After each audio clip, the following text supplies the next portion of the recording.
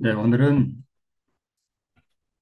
우리 삶을 살아갈 때 원통하고 억울한 상황들이 많이 생기죠. 그리스도인으로서 우리의 삶 가운데 원통하고 억울한 상황에서 우리는 어떻게 해야 할 것인가 하는 문제를 우리 함께 살펴보겠습니다. 창세기 26장을 보면 아브라함 때에 첫 흉년이 들었더니 그 땅에 또 흉년이 들매 이삭이 그랄로 가서 블레셋 왕 아비멜렉에게 이르렀더니 여호와께서 이삭에게 나타나 가라사대 애굽으로 내려가지 말고 내가 네게 지시하는 땅에 거하라. 이 땅에 유하면 내가 너와 함께 있어 네게 복을 주고 내가 이 모든 땅을 너와 네 자손에게 주리라. 내가 내 아비 아브라함에게 맹세한 것을 이루어 네 자손을 하늘의 별과 같이 번성케 하며 이 모든 땅을 네 자손에게 주리니 네 자손을 인하여 천하 만민이 복을 받으리라라고 기록하고 있습니다. 그래서 이삭은 하나님의 말씀을 쫓아서 애굽에 내려가지 아니하고 그랄이라는 곳에 거했습니다. 사해 서편에 있는 부엘사바에서 북동쪽으로 있는 블레셋 사람들의 땅이었습니다. 아버지 아브라함과 같이 부전자전으로 그 아들 이삭도 이 그랄에서 아내를 누이라 속이는 같은 믿음 없는 행동을 했던 것을 보게 됩니다. 이삭이 그랄 땅에서 어, 농사를 했는데 성경 창세기의 기록에 의하면 100배의 수익을 얻었다라고 기록하고 있습니다. 6장 13절을 보면 이삭이 창대하고 왕성하여 거부가 되었다라고 기록하고 있습니다.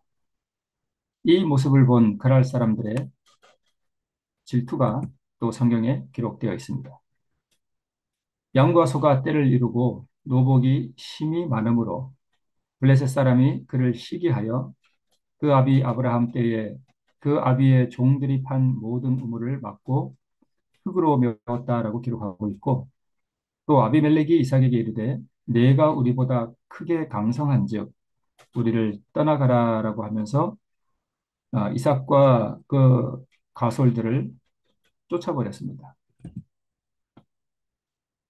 물이 귀한 그곳에서 우물이라고 하는 것은 생명줄과 같습니다. 우리는 창세기 26장에 기록된 이 상황을 우리의 삶 속에서 많이 경험하게 됩니다. 우리의 직장에서 어떤 사람이 나를 시기하여 나를 모함할 수도 있고 없는 것을 지어내서 나의 우물물을 막음으로 말미암아 내가 그 직장에서 밀려 한직으로 쫓겨날 수도 있습니다. 내가 속해 있는 어떤 소속된 단체이든지 간에 누군가가 나와 다른 사람을 이간하여 헛소문을 퍼뜨리고 나의 명예를 훼손하며 나를 참으로 궁지에 모는 그래서 내 생명의 젖줄이 되는 우물물을 막아버리고 또 흙으로 메워버리는 그러한 일들이 우리 가운데 심심치 않게 일어나는 것을 우리가 경험하게 됩니다. 그것이 작든 크든 그 우물이 크든 작든 간에 이러한 일들은 우리의 삶 속에서 늘 또 다반사로 일어나는 사건이기도 합니다. 이 우물이 우리에게 서 재물이 될 수도 있고 또 다른 무엇이 될 수도 있습니다.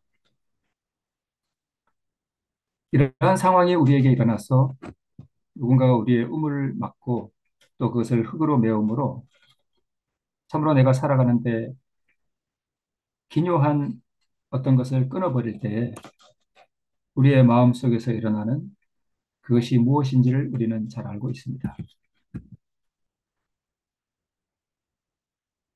이러한 일이 생겼을 때 창세기 26장 17절을 보면 이삭이 그곳을 떠나 그랄 골짜기에 장막을 쳤다라고 기록하고 있습니다.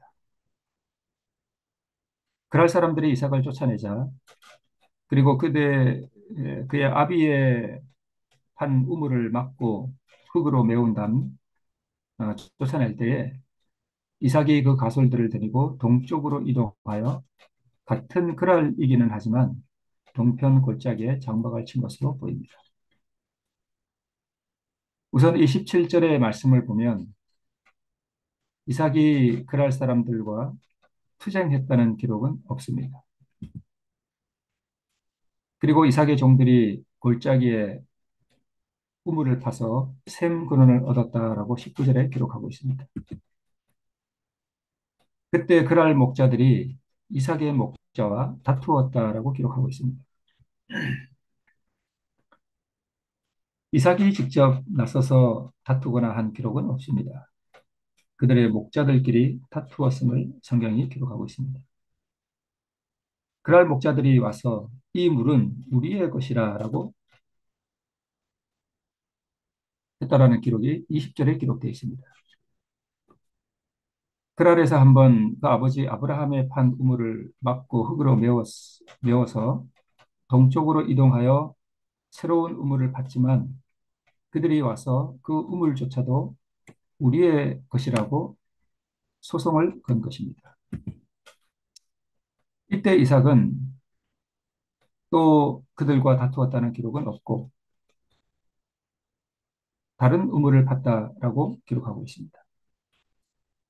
그런데 21절을 보면 그랄의 목자들이 새롭게 판 이 우물도 와서 자기의 것이라고 우기는 모습을 보게 됩니다.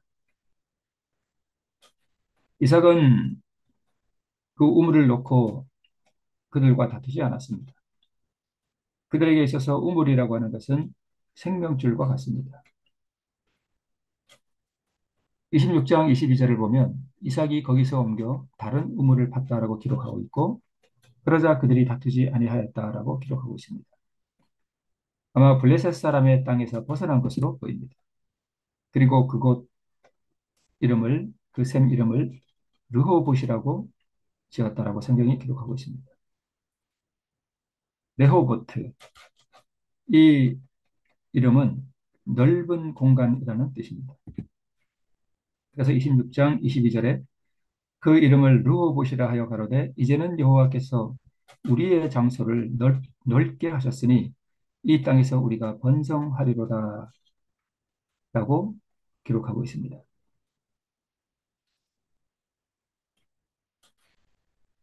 이삭에게 있어 그가 판 우물은 분명히 이삭에게 권리가 있는 것이었습니다. 여러 번 그들이 수고하여 얻은 우물을 빼앗겼습니다. 그때마다 이삭은 다투지 아니하고 포기하고 다른 곳으로 가서 다른 우물을 팠던 것으로 보입니다.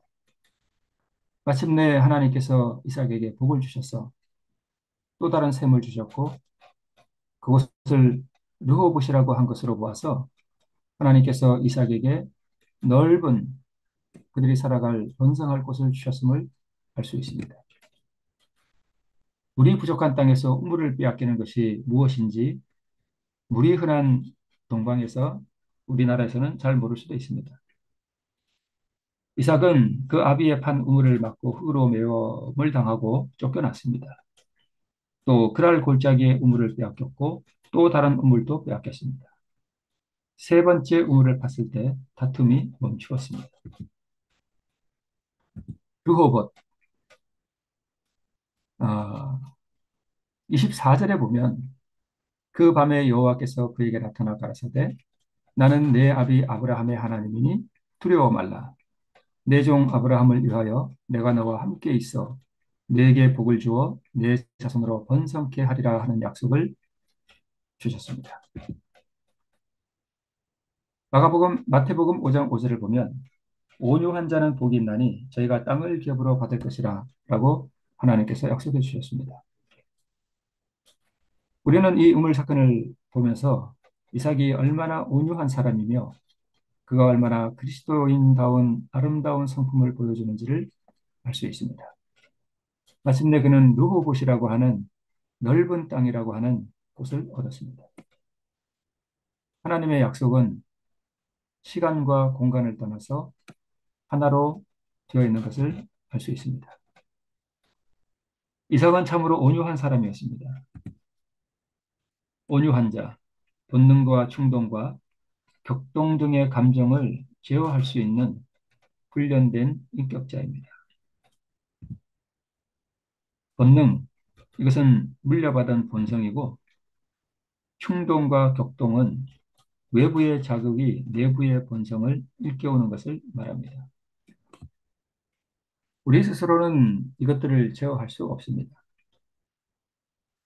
여기서 훈련된 인격자라고 하는 것은 우리가 이것을 제어할 수는 없으나 이 제어할 수 있는 힘을 하늘로부터 구할 때 하늘로부터 오는 능력을 힘입어 이것을 제어할 수 있는 그 길을 익힌 사람을 말하는 것입니다.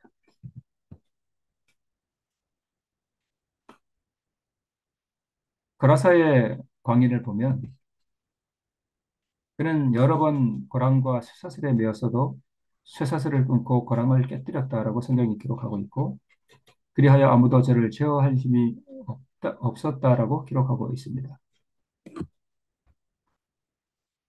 많은 그리스도인들이 사실 이삭과 같은 상황 가운데 처할 때에 광인의 모습을 보인다는 것을 우리는 경험적으로 알고 있습니다.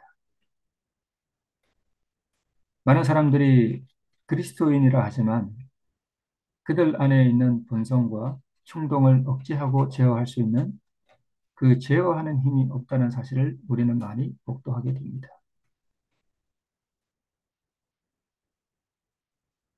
이것을 제어하기 위해서 쇠사슬에 매이고 또 거랑을 채워놨어도 그것을 깨뜨렸다라고 기록하고 있습니다.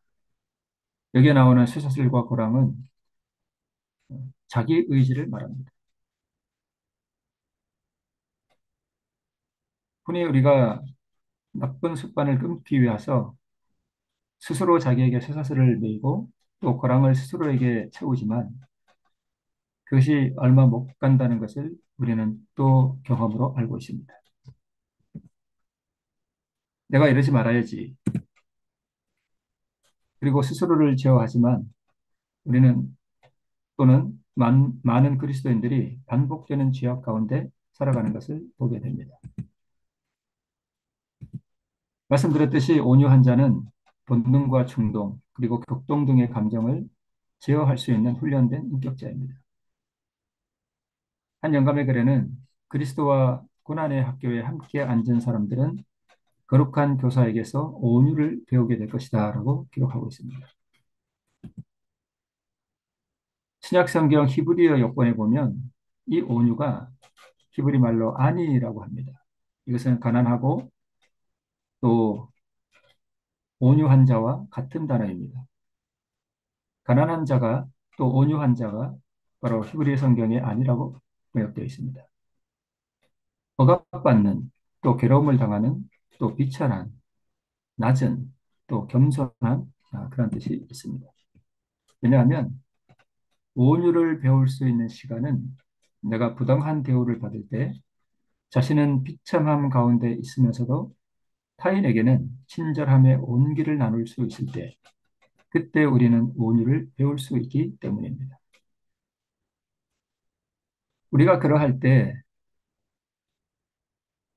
타인에게 친절함의 온기를 나누어 줄 때 그때 우리는 하늘로부터 주시는 그리스도의 속성인 그 온유를 나누어 받게 되는 것입니다. 그래서 이 온유라고 하는 것은 고난의 시간에만 배울 수 있습니다. 많은 연예인들이 마약을 하는 이유는 그들이 무대에서 팬들로부터 열렬한 환호와 또 인기를 받을 때에 참 그 순간은 즐겁지만 그러나 그 무대에서 돌아와서 홀로 있을 때에 그 공허하고 허전한 마음을 그 무엇으로도 채울 수 없기 때문에 그들은 마약을 한다라고 합니다. 사람들이 나에게 환호와 박수 갈채를 보낼 때 우리는 결코 온유를 배울 수 없습니다. 이 온유라고 하는 것은 반드시 이삭과 같은 그 경험에서만 온유를 배울 수 있습니다. 제어할 힘, 이것은 길들여지는 것을 말합니다. 야고보 3장 8절에 보면 혀는 능히 길들일 사람이 없나니 쉬지 아니하는 악이요 죽이는 독이 가득한 것이라라고 기록하고 있습니다. 사람을 죽이는 것은 칼과 또는 창 또는 총이 사람을 죽입니다. 그러나 이 세상에서 가장 많이 사람을 죽인 것은 바로 혀입니다. 그것은 사람의 마음에 돌이킬 수 없는 상처를 남기고 사람 사이를 이간하고 또 어떤 사람에게는 회복할 수 없는 고통을 주기도 합니다.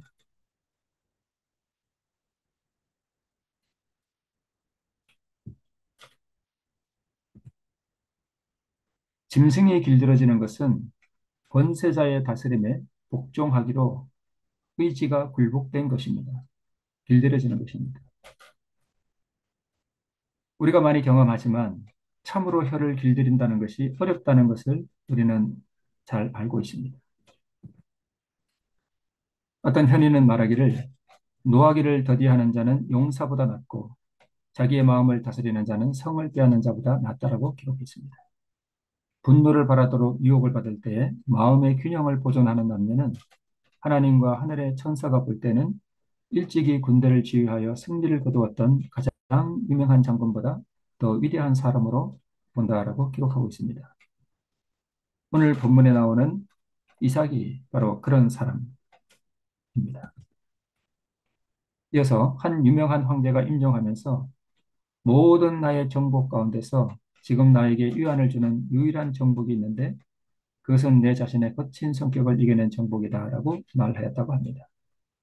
알렉산더와 시전은 자신을 복종시키는 것보다 세상을 정복하는 것이 더 쉽다는 것을 발견하였다. 나라들을 속속 정복한 후에 그들은 죽었다. 알렉산더는 부절제로, 시전은 광적인 야심 때문에 쓰러졌다라고 기록하고 있습니다.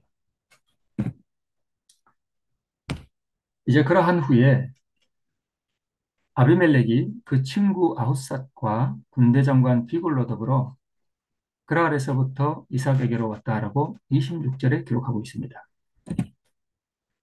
이삭이 그들에게 이렇게 말합니다. 너희가 나를 미워하여 나로 너희를 떠나가게 하였거늘 어찌하여 너희들이 내게 왔느냐라고 묻습니다. 이때 그들이 이렇게 대답합니다. 여호와께서 너와 함께 계심을 우리가 분명히 보았으므로 우리의 사이 곧 우리와 너의 사이에 맹세를 세워 너와 계약을 맺으리라 이렇게 어, 말했다는 것을 28절에 기록하고 있습니다. 그리고 29절에 너는 우리를 해하지 말라. 이는 우리가 너를 범하지 아니하고 선한 일만 내게 향하며 너로 평안히 가게 하였음이니라. 이제 너는 여호와께 복을 받은 자니라라고 그들이 말합니다. 이 상황은 속된 표현으로 참 역겨운 장면입니다. 그럴 사람들은 아브라함을 결코 평안히 가게 하지 않았습니다. 그리고 그럴 사람들은 선한 일만 이삭에게 행한 것이 아니었습니다. 나의 생명줄을 끊고 나에 대하여 헛된 소문을 퍼뜨리고 나와 친한 사람을 이간시키고 또는 내 삶에 치명적인 타격을 가한 사람이 내가 후에 복을 받은 다음에 내게 와서 말하기를 나는 너에게 좋은 일을 하였노라라고 말하는 그것을 당한 사람의 입장에서 보면 너무나 어이없고 원통하고 억울하기도 하고 말씀드렸듯이 어떻게 보면 참으로 역겨운 장면이기도 합니다. 우리가 삶 속에서 이러한 경험을 하게 될 때 그것은 참으로 고통스러운 경험이 될 수 있습니다.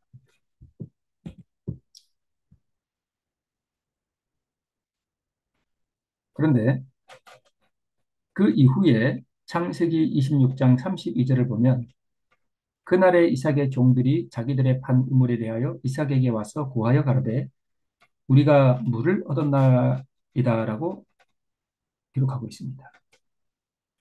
여기서 얻은 물은 그랄 왕인 아비멜렉과 그 친구와 군대 장관이 와서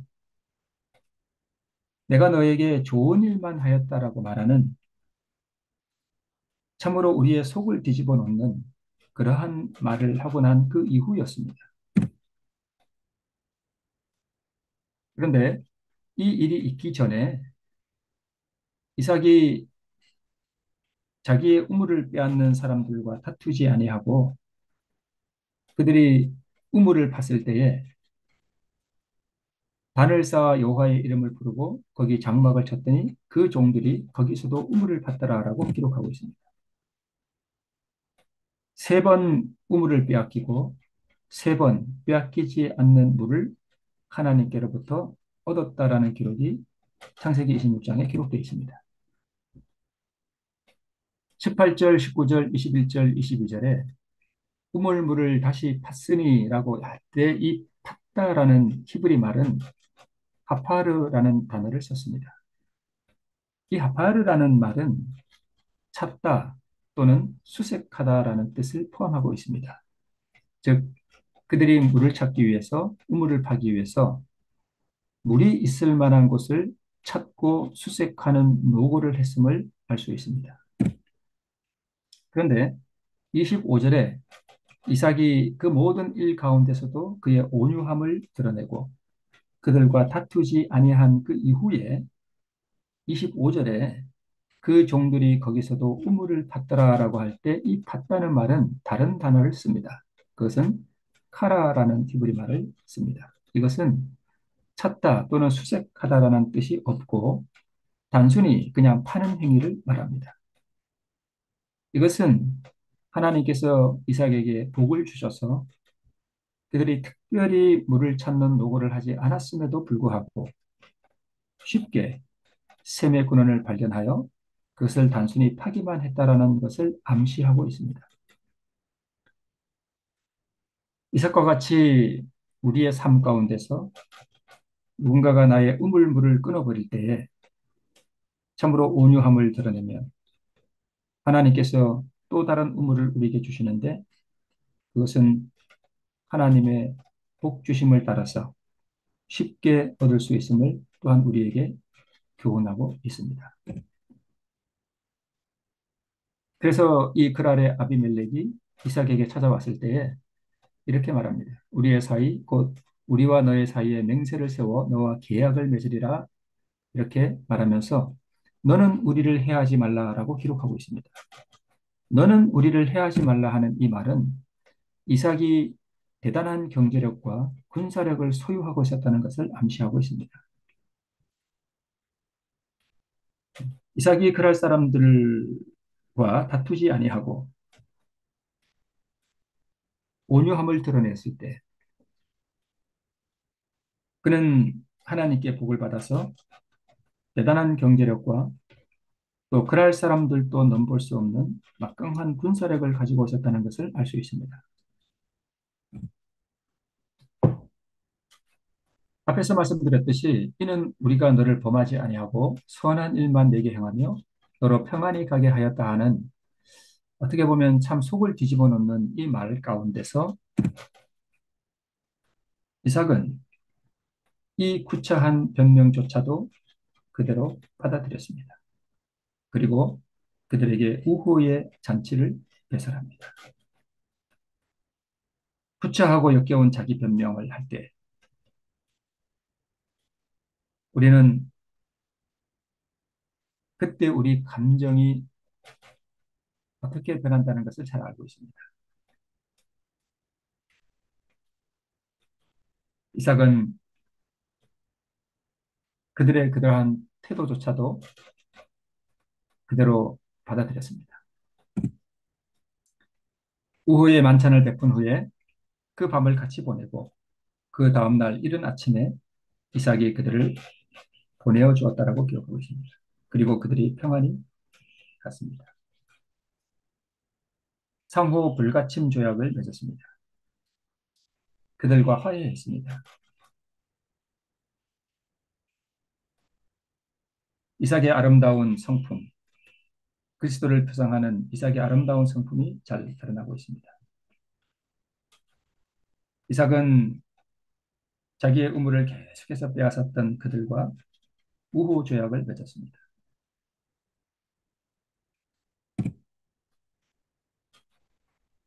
이삭이 그랄의 왕과 그 군대 장관과 친구 아우삿을 평안히 보내준 바로 그날에 있었던 사건을 창세기 26장 32절은 이렇게 기록하고 있습니다. 그날에 이삭의 종들이 자기들의 판 우물에 대하여 이삭에게 와서 고하여 가로되 우리가 물을 얻었나이다 라고 보고합니다. 그 역겨운 자기 변명조차도 순수하게 받아들이고 그들을 위하여 잔치를 배설하고 그들과 상호 불가침 조약을 맺고 그들에게 우의를 베풀어준 그리고 그들과 함께 밤을 보내고 그들을 평안히 보내준 바로 그날 하나님께서는 이삭에게 또 다른 우물을 주셨습니다. 이삭은 자신이 판 우물에 대한 권리를 포기했습니다. 그들과 다투지 않았습니다. 이삭은 그들에게 심령의 온유함을 드러내었습니다. 하나님께서 준비하신 우물물과 번성하는 복을 받을 수 있는 조건을 이삭은 갖추고 있었습니다. 하나님께서는 이삭이 심령의 안정한 온유함을 준비하도록 하셔서 이삭이 이 모든 복을 받는 조건에 사단이 고소하지 못하도록 하셨습니다.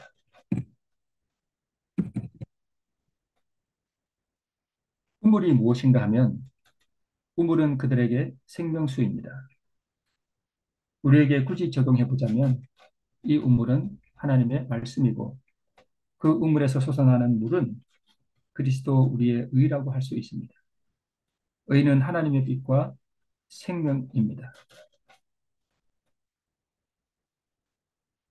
그래서 물이 귀한 그들에게 있어서 이 우물물이 그들에게 생명과 마찬가지였듯이 이삭이 판 그 모든 우물들은 오늘날 우리에게 그리스도 우리에 의해 적용해 볼 수 있습니다.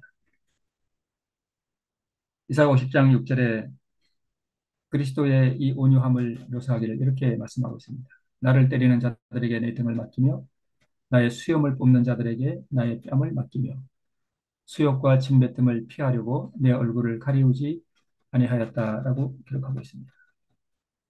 그래서 우리 주님께서는 나는 마음이 온유하고 겸손하다라고 말씀하실 수 있습니다. 사단은 예수님께 이 외부의 자극으로 그분의 흠없는 본성에 오점을 남기고자 했습니다. 고난의 시간에 온유를 배웁니다. 우리 주님께서는 바로 이 고난의 시간에 온유를 개발시키셨습니다.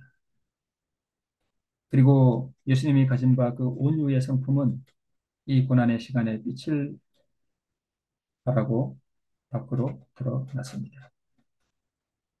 우리가 이삭과 같은 환경 가운데 있을 때에 참으로 우리의 이 원통하고 우울한 마음을 주님께 드리면 주님께서 이 땅에서 만드신 그분의 영원한 아름답고 선한 성품인 그 온유함을 우리에게 나누어 주실 것입니다. 누군가가 나의 판 우물에 대하여 공격할 때 마음의 격정과 우울함을 하나님께 맡기고 그분의 방법대로 또 그분의 시간에 그분이 해결하시도록 내 마음의 권리를 그분께 넘겨드리면 그분께서 모든 것을 해결하실 것입니다. 내가 문제를 해결하기 위해 나서는 순간 하나님께서 개입하실 수 없고 우리는 그 엉켜진 실타래를 더욱 복잡하게 만들게 됩니다. 그러할 때 하나님께서는 또 다른 생수의 우물을 우리에게 주실 것입니다. 오늘 새롭게 생수의 우물을 파고 얻는 귀한 하루의 시간이 되시기를 바라면서 이 시간 말씀을 드립니다. 하나님 아버지, 오늘 구약 창세기 26장에 기록된 이삭의 아름다운 삶의 모습을 보면서 이것이 그리스도의 표상이며 또한 우리가 걸어가야 할 길임을 보게 하셨으니 감사를 드립니다. 우리가 주님 앞에 우리 스스로는 결코 이삭과 같은 온유함을 나타낼 수 없음을 고백합니다. 주님께서 이 땅에서 이루신 그 아름다운 온유한 마음을 오늘 우리가 이삭과 같은 환경을 지날 때에 우리에게도 주셔서 하나님께서 우리를 위하여 준비해 두신 새로운 우물물과 번성하는 복을 받을 수 있는 우리가 될 수 있도록 성령 하나님으로 우리를 감동해 주시고 우리를 십자가 아래로 이끌어 주셔서 오늘 하루의 삶 가운데 새롭게 우리 주님께로부터 오는 영원한 생수 그리스도 우리의 의를 경험하는 귀한 하루가 될 수 있도록 역사해 주시기를 우리를 사랑하시고 구원해 주신 예수님의 이름으로 기도합니다.